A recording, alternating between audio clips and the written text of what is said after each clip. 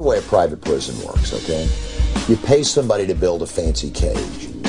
Then you fill it up as far as you can get it, which is pretty full. Full of people that, the people that built the cage get paid $40,000 or $50,000 a year to just keep in the cage. You have corporations like Wackenhut, they just changed their name, Corrections Corporation of America, that house prisoners, nonviolent drug offenders. As a matter of fact, I think 60% of the increase in prison population under Bill Clinton, which was like 1 million people, of the 60% of that new prison population are nonviolent drug offenders. Now, if you've got 5,000 people in your cage and you're being paid $30,000, $40,000 a year for them, that's a lot of money. And if you can, on top of that, use them as your private property, as chattel property, that you can then make do work or produce things that you get paid for on top of that. What a great deal. Now, where I come from, when you transform a person into a piece of property, that's called slavery.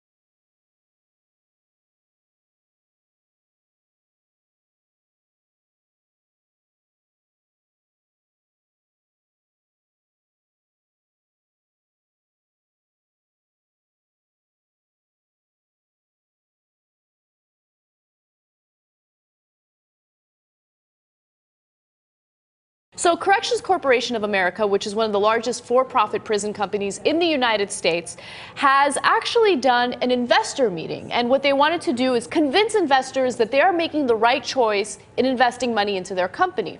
Now, during this presentation, they talked about the state of the economy and how a bad economy equals more profits for people who invest in these private prisons, because bad economy usually equals more crime. You'll see more theft. You'll see people who do things out of desperation. And, the for-profit industry is saying, hey, this is great. Okay, what other industry can you invest in that's actually going to make you money when the economy experiences a downturn? So these horrible people are looking forward to the demise of the country because their investors make money, they make money, they push tough on crime legislation. CCA and people who work for CCA are the scum of this planet.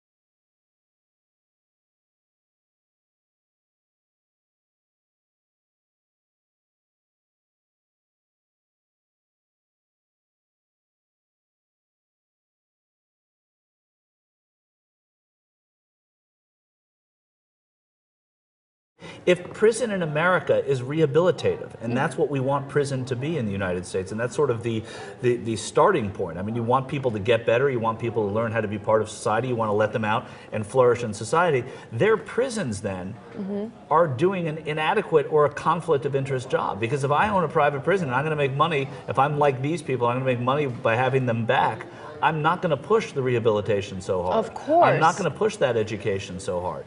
So it's a double, it's like a double impacted here. And that's, that's not just an afterthought.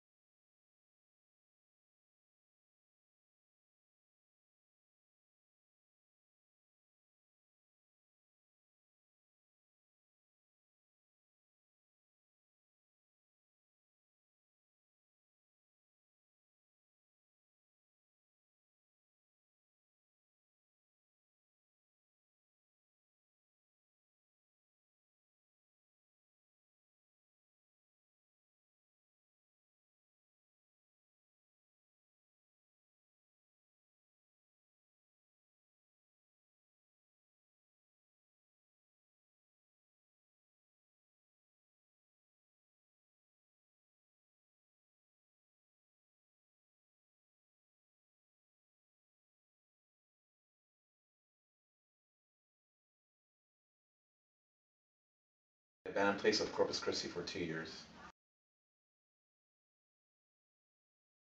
Inmates of the facility were treated well. The facility itself was not kept up to par as far as repairs. Repairs were delayed for certain things such as AC, plumbing. Rehabilitation was not was available, but it was not the best rehabilitation that they could have offered. Rehabilitation programs were offered to inmates that are abandoned place. Once a week, they were to meet with a counselor, and basically it was just a round table. Everybody would just put their seats up in a circle, and they would just, the counselor talk to one individually in front of everybody. So it was never like a one-on-one counseling. And when it did happen, the one-on-one counseling was probably about 1 to 2 minutes long in a private office, and that was it. If it was for substance abuse, they would go and see a facility downtown called Stars, and that was twice a week. Even then, with the counseling, the once a week counseling and the substance abuse counseling that they received off-site, there were still drugs being found inside the facility.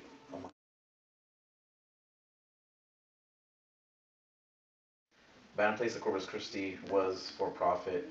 It is a federal halfway house that is paid for by the Bureau of Prisons, and the facility itself required inmates to pay 10% subsistence.